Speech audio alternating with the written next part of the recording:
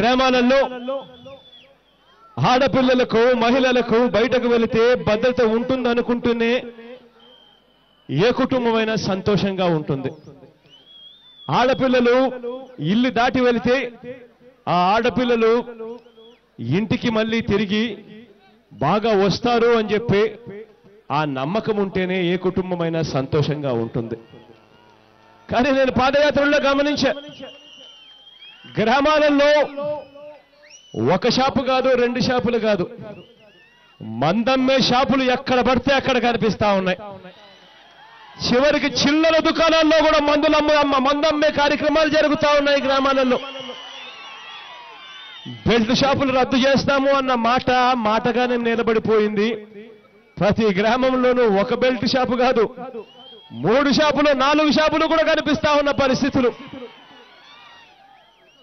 7 దాటితే చీకటి పడితే ఇంట్లో ఉన్న అక్క చెల్లెమ్మలు రోడ్డు మీదకి పోవాలి అంటే భయపడతా ఉన్న పరిస్థితులు. ఆ అక్కలకు ఆ చెల్లెమ్మలకు నేను చెప్తా ఉన్నా, నేను చూశాను, మీ కష్టాలను నేను విన్నాను, మీ అందరికీ చెప్తా ఉన్నాను, నేను ఉన్నాను అని చెప్పి మీ అందరికీ కూడా భరోసా ఇస్తా ఉన్నా.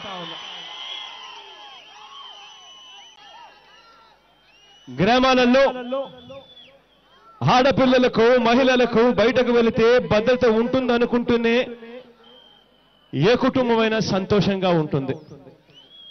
ఆడపిల్లలు ఇల్లు దాటి వెళితే ఆ ఆడపిల్లలు ఇంటికి మళ్ళీ తిరిగి బాగా వస్తారు అని చెప్పి ఆ నమ్మకం ఉంటేనే ఏ కుటుంబమైనా సంతోషంగా ఉంటుంది. కానీ నేను పాదయాత్రలో గమనించా, గ్రామాలలో ఒక షాపు కాదు, 2 షాపులు కాదు, మందమ్మే షాపులు ఎక్కడ పడితే అక్కడ కనిపిస్తా ఉన్నాయి. చివరికి చిల్లర దుకాణాల్లో కూడా మందమ్మే కార్యక్రమాలు జరుగుతూ ఉన్నాయి. గ్రామాలలో బెల్ట్ షాపులు రద్దు చేస్తాము అన్న మాటగానే నిలబడిపోయింది. ప్రతి గ్రామంలోనూ ఒక బెల్ట్ షాపు కాదు, 3 షాపులు 4 షాపులు కూడా కనిపిస్తా ఉన్న పరిస్థితులు. 7 దాటితే చీకటి పడితే ఇంట్లో ఉన్న అక్క చెల్లెమ్మలు రోడ్డు మీదకి పోవాలి అంటే భయపడతా ఉన్న పరిస్థితులు.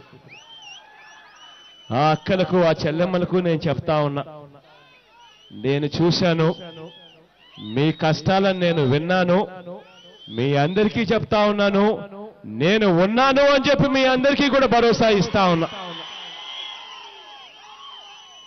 ఈ వీడియో కనుక మీకు నచ్చినట్లయితే లైక్ చేయండి, షేర్ చేయండి. ఇలాంటి లేటెస్ట్ వీడియోస్ కోసం మా ఛానల్ని సబ్స్క్రైబ్ చేసుకోండి.